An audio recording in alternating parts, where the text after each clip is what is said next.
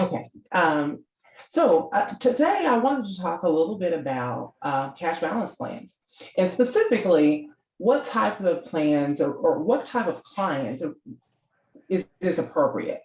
We're gonna talk today about that particular thing. So what I wanted to talk about I initially. unshared him. Do you see? Sorry. So Hi, on your right, Tracy, we can hear you. I wanted to talk about first, before we start discussing who would be the most appropriate fit for a cash balance, I want to talk about kind of big picture overview, what a cash balance plan is. So a cash balance plan looks and feels like a pooled profit sharing plan, meaning that it is a traditional defined benefit plan, or not a tradition, it's a type of a defined benefit plan, but it really looks and feels like a profit sharing plan. The assets are typically held in one single pooled account, similar that you would have with the pooled profit sharing plan. It's usually a brokerage account, but it can be at any custodian. And then they're fully compatible. They usually run alongside an existing 401k plan. And I'll explain why as we move forward, why a cash balance plan is a lot of times very appropriate in existence with a 401k plan.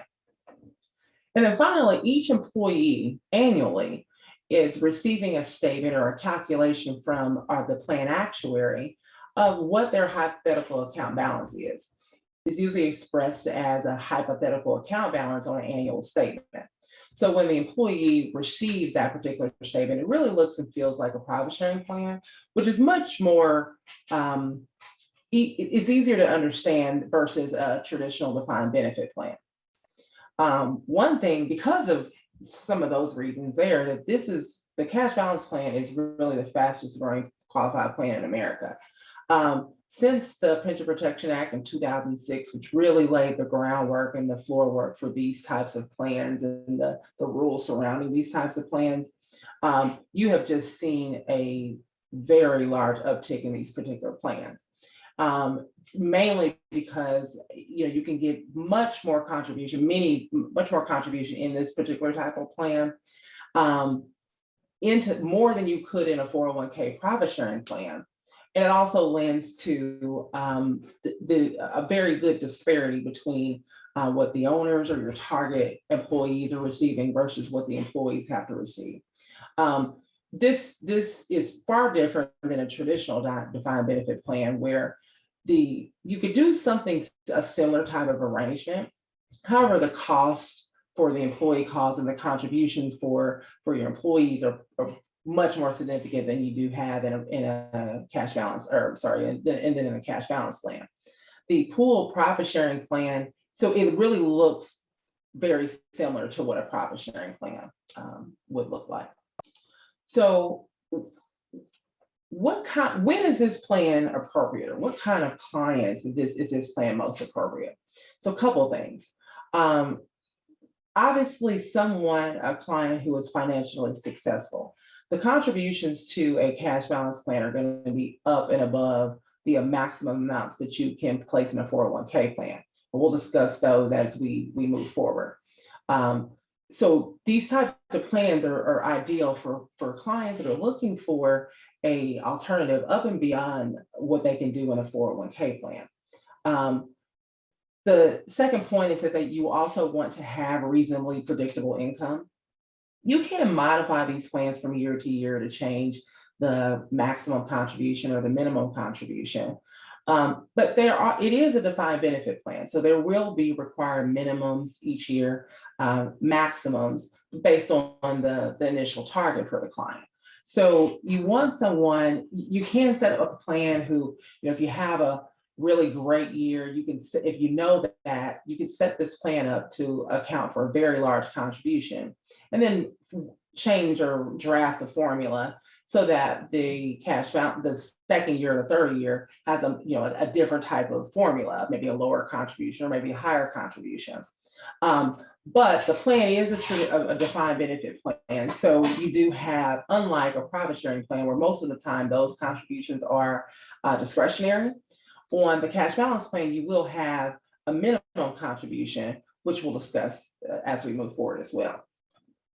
The other ideal type of prospect would be someone in a high tax bracket. Meaning, because of the reasons we spoke about, if you're looking for contributions in excess of what you could normally do in a 401k plan, the 67.5, I believe this year, 67.5 totally in a 401k plan, or including profit sharing. This ideal prospect will be someone who is looking for a contribution that is over and above that amount.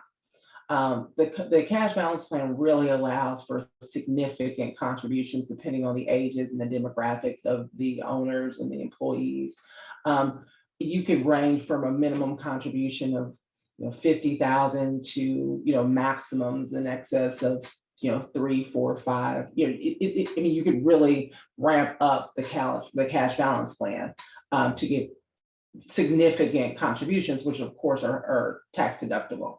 So someone in a very high tax bracket that's looking for more ways to one, save for retirement, and two, for tax deductible funds, this could also be a very good vehicle to do so. The last part about this is favorable demographics.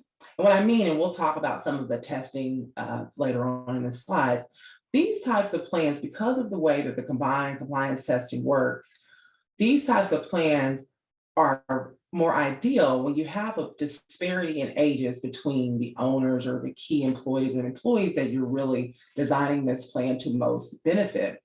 When you have a disparity between the ages of the owners and the rank and file, the non-owner employees, this plan design, you could in most situations end up with contributions of almost over 80%, sometimes even better, 90% of contributions that are made to the plan actually going to benefit your owners or your key employees or the people that we're targeting. The closer in ages to, with that being said, the closer in ages between the non-owner employees and the owner employees, because of the way that the testing works, sometimes that might create a scenario where the contributions are more heavily being weighted to the older employees, which may not be ideal. So one of the things that when we have a prospect, one of the first things that, and I think I'll get into that in my next slide, you want to look at is what are the demographics, and here at Definity, we spend a lot of time designing specific cash balance plans based on the demographics. Every plan does not look the same. Some plans are, every design is different, and those designs are based upon the goals of the owners and really how the demographics are. So what I'm illustrating here is what the plan maximums are on just a standalone 401k plan. We assumed a 6% rate of return. This is for someone over the age of 50 at the maximum salary. So you're looking here at the life of a 401k plan for, let's say, 10 years. And in year 10, assuming that the owner is maximizing the contributions each year, we're showing the cumulative total here at age 65 over 10 years. Their particular investment account balance would be $850,000 a year. You see that with a contribution totaling 67.5. So this is a scenario showing maximum contribution to us. This is a standalone 401k plan. If we look going forward to in that same scenario, those same demographics, and or an owner who is making maximum salary, wants to maximize the contributions to the combination plans. You're showing how in that previous scenario, if we go back, that the total account balance, including a 6% rate of return, we're looking at in 10 years, that balance at a little over $850,000. In joining with the two plans, so we're looking at, you do have a bit at the total account balance between two plans of over $3 million. So this scenario could be tweaked. This is assuming in that same scenario that the owner is making maximum salary, maximum salary deferrals. You are limited versus in that prior scenario where the profit sharing was more. The profit sharing was 40,000, getting them to 67.5. When you have a combination plan, there's certain rules that you're actually limited to the 6% of profit sharing in the 401k plan. So you're getting a little bit of a lower total contribution to the 401k plan. But when you add on the cash balance plan, we're assuming this is in this particular scenario that the maximum contribution for this particular owner based on the formula in the plan was 218,000 in the cash balance plan. So if you're looking at the sum of the two in year one, you're over $261,000 versus in the 401k only, we're looking at 64.5. Now, in this particular scenario, we're assuming the maximum contribution all the way across. Let's say that your particular client's goal was maybe not quite so high. Maybe instead of the 218,000 contribution, maybe the contribution desired is maybe closer to around 100,000 or 150,000. You could make a lower contribution here and still maximize much above what you could do in a 401k plan, but maybe just not this high. These types of plans offer that type of flexibility. So what we're showing here is maximum contribution, but this could be a lower number if desired, but still offer a very significant savings up and above what you could obtain in the traditional 401k or a standalone 401k.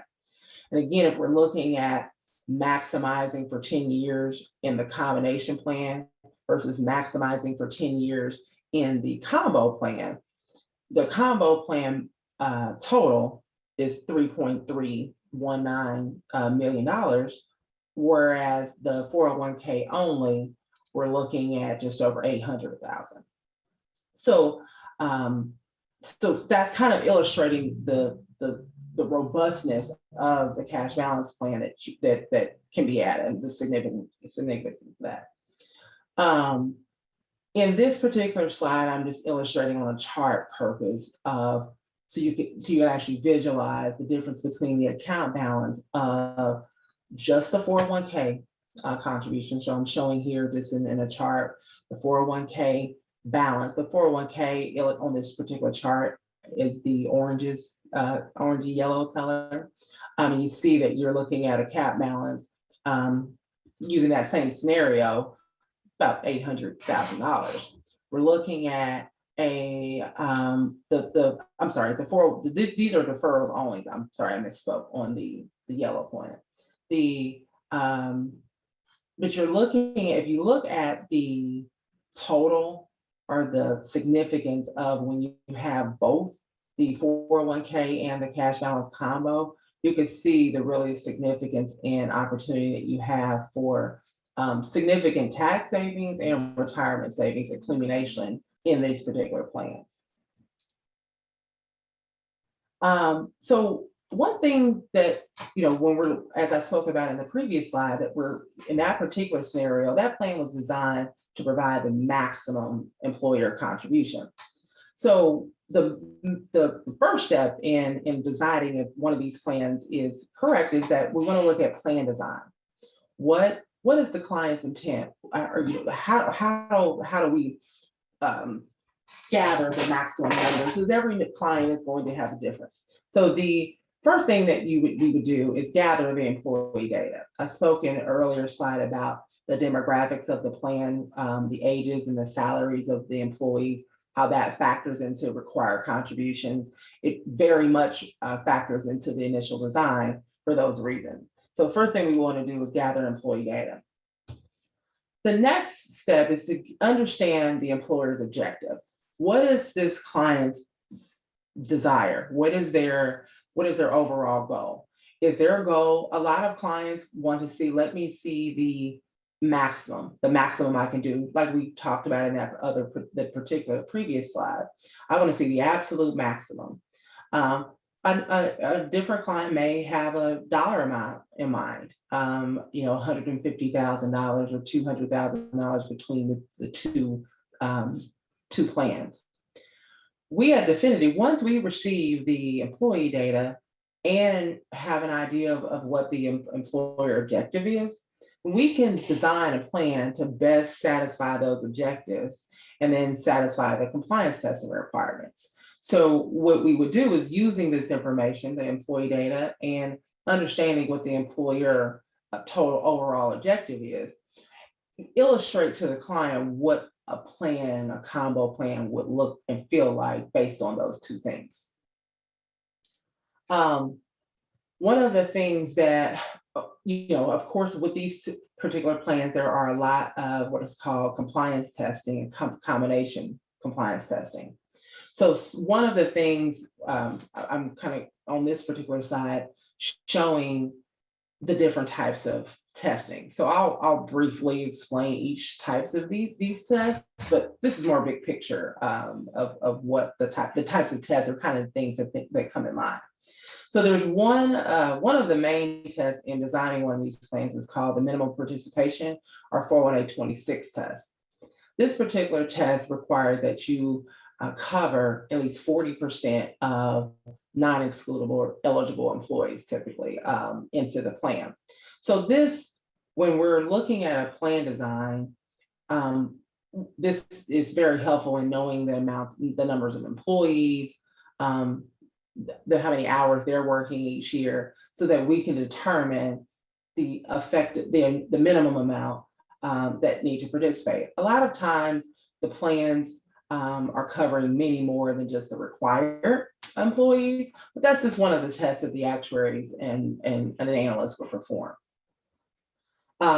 Average benefit test is also a test that tests the benefits being received by the homeowner or what are called highly compensated employees against the amounts of what the non-highly compensated. There's certain levels that have to be met.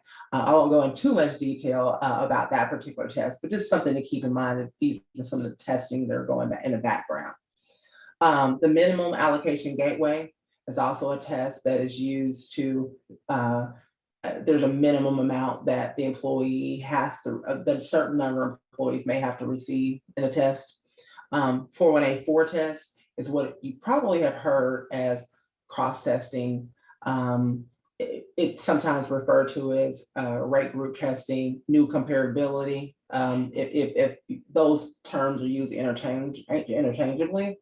And those are the tests, that's the test that it actually weighs the contributions that employees are receiving, employer contributions that the employees are receiving. It's weighted using a series of factors to retirement age. And this particular test is where that younger employees in the plan, younger non-owner employees, really help the testing because their benefit is weighted much more heavily in this particular test versus an employee that's closer to retirement. It's really looking at the value of that particular contribution and it's weighting that to retirement. So a contribution to a younger employee, a smaller dollar amount, weighs a lot heavier in the test, if that makes sense, because there's a lot more time to retirement. Combined plan limit is another test, the 404 test. There are certain IRS limits about the maximum, which is where the actuaries derive the maximums between the two plans that have to be combined. And then the last part are the top-heavy minimum contributions. The top-heavy minimum contributions are pretty similar to what would be standard in a 401k plan. Most of these plans by design are top-heavy, meaning that more than a certain amount more than it's weighing, the plan is weighing heavier to the owner employees, which by design, these plans are designed in that fashion. Usually the employer contributions in the 401k satisfy this minimum, but when the allocation and the projections and those things are calculated, the top heavy minimum is also one of the tests that has to be met as well. So talking about ongoing funding to the plans. As I mentioned before, the cash balance plan is a type of defined benefit plan. So there is a minimum required contribution.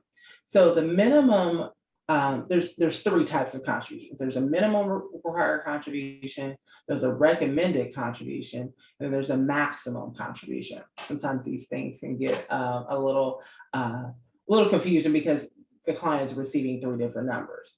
So I'll start with the middle bullet point actually. The recommended contribution is the amount that is needed to fund the current year's benefit.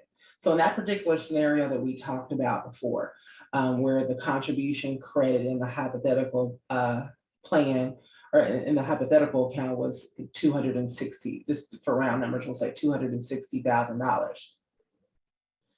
That would be in that first year of the plan, the recommended contribution, because that is the amount that is funding the current year's accrual in the defined benefit plan.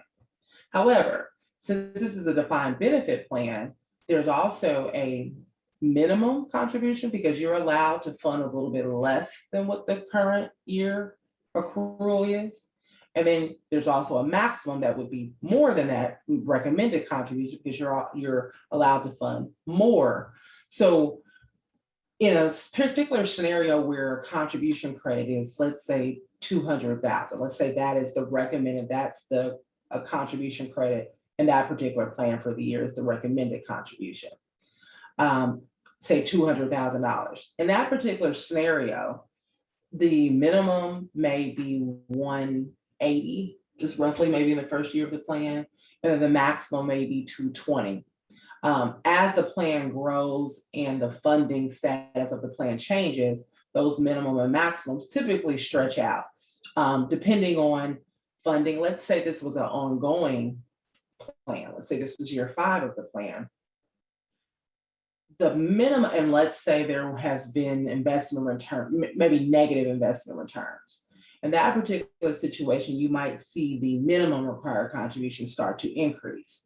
Inversely, if there are, record-breaking investment returns, let's say there's a 20% return that's outrunning the interest credit in the particular plan, then you may see the maximum start to diminish. So the plans, there's always a minimum and a maximum and a recommended, and usually the recommended falls between the two, but there is opportunity, maybe in a year that you don't need quite a large reduction of a contribution or deduction, you make maybe a little bit less than the recommended, or in a year that the maximum tax deductible contribution is the goal, you're able to make a contribution that is more than the recommended.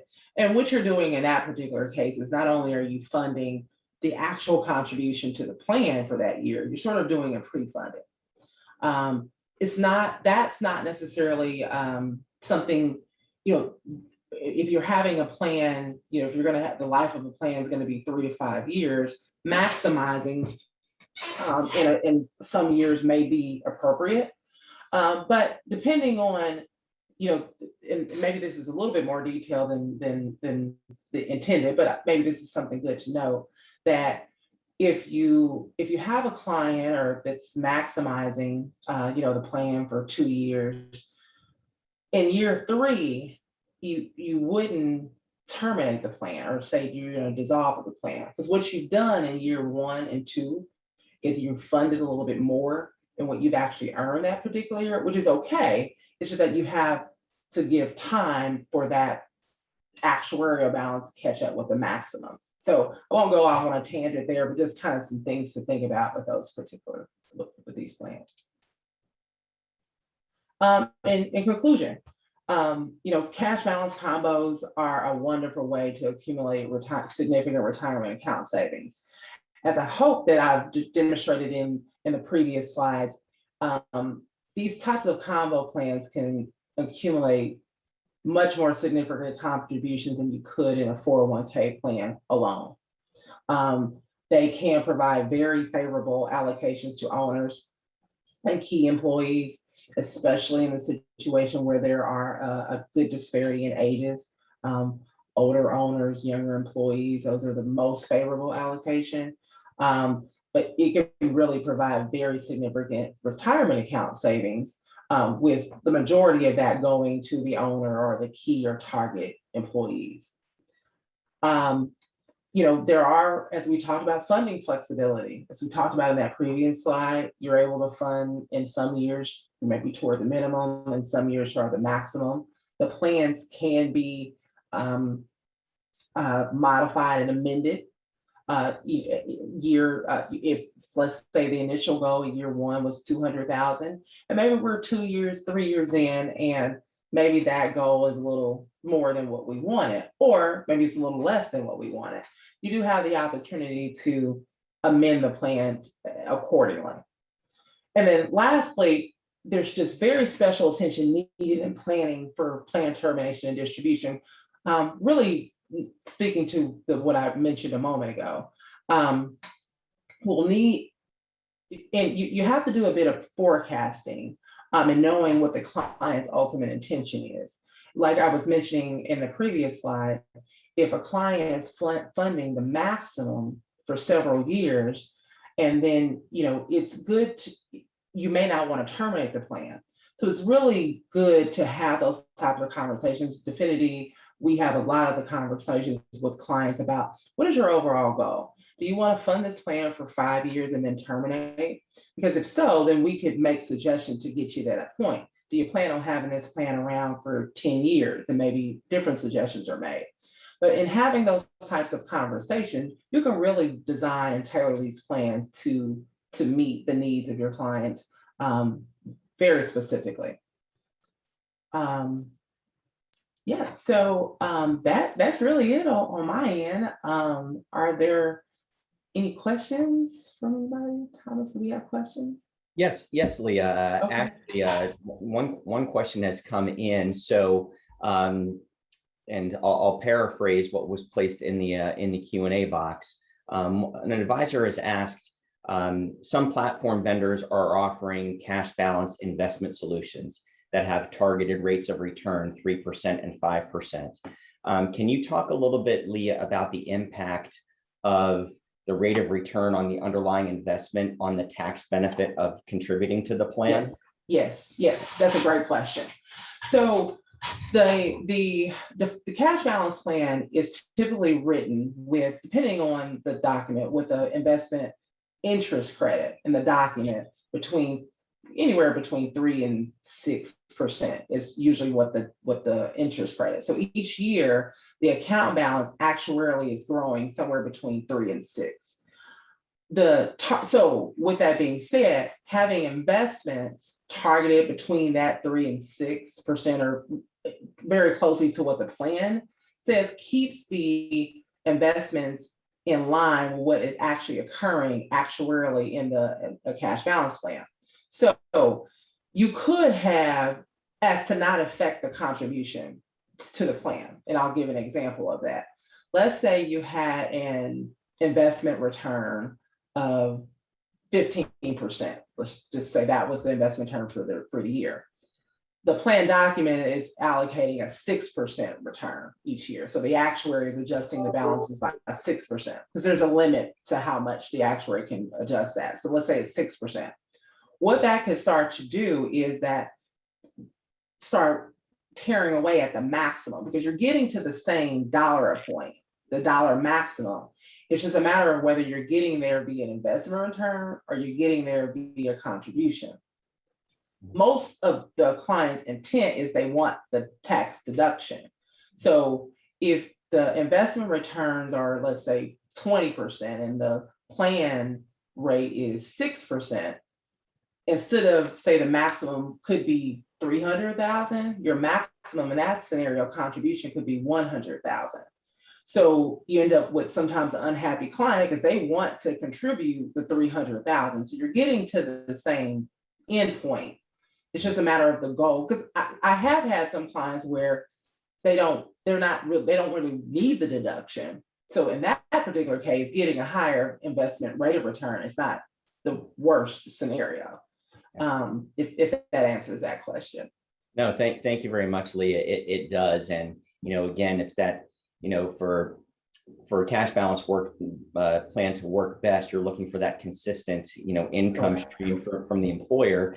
from a budgetary perspective, it makes it much easier if you have those consistent rates of return as well. Yes. That way there aren't any surprises one way or another. Exactly. So, Exactly. because I have advisors will oftentimes ask, okay, well, why wouldn't I want to get a better return from my client? Yeah, that's why. Yeah. So Yeah. again, that all goes into the conversations to have with you and your team, Yes.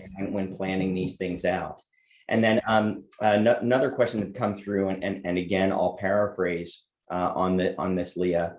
The question was, do you see more benefit or interest on a cash balance plan with mutual funds or a 412I plan with guarantees? So in my experience, the 412I plans are just about extinct. Most plans that were 412I were converted in the last 10 years to the mutual fund type of plan for a couple of reasons. One, the required premiums to the policies, depending on how they were structured, sometimes create a funding problem or an overfunding problem. If let's say the required premium may be 300,000, that may be overfunding inversely the cash balance or the defined benefit plan. Cost wise, just from an employer standpoint, the policies are, unless it's an owner only plan, are usually those required, because you have to offer that to all employees, anybody who's in the plan. So that required cost for additional employees is usually just the policy amount is more than would otherwise be required in just a plan without that particular requirement. So those plans are pretty much the plans that I've worked on. They were converted to a cash balance plan pretty quickly once the cash balance plan kind of came about.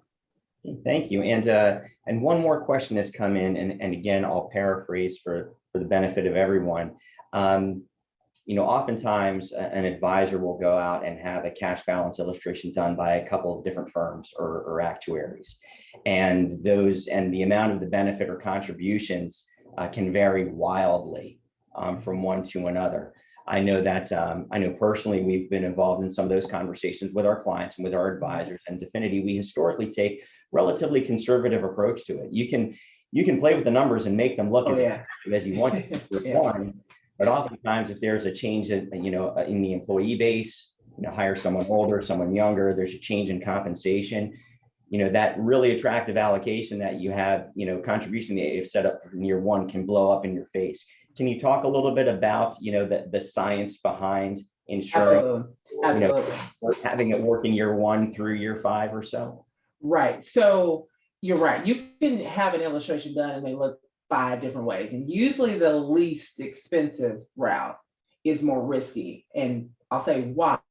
Because let's say you are able to pass, because of the way that the testing works, say there's one very young employee, very small amount.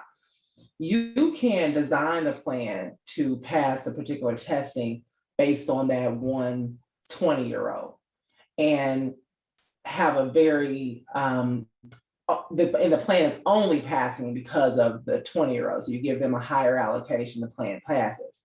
The issue with that is if that person leaves, the plan completely falls apart because the plan was testing and you were passing because you were really being pretty aggressive with giving very minimum amounts to every employee. Maybe you're targeting one employee that's the younger employee. So cost-wise, it's significantly smaller. If you're passing the test solely based on this younger person, that person leaves or the demographic change, maybe you hire other people, the plan completely falls apart. So it may be great in year 1, but in year 2 or 3, now you have a huge problem and bear a large unexpected cost. We typically design plans to pass testing, not at the highest rate, but we don't typically like to hinge on one employee or one factor. We like to use multiple factors so that we can create some consistency, because it could be very significant if you base it just on one person or 2 people and business expanding and the client hires, 5 more people, that totally falls apart. And now this plan may not be desirable for the client because of the contributions required. So we typically like to be kind of middle of the road as to avoid huge surprises. And again, that goes back to kind of knowing the demographic and what's happening with the client. The client knows that right now I have 2 employees, but in 2 years I'll have 10. There may be a different type of a design involved.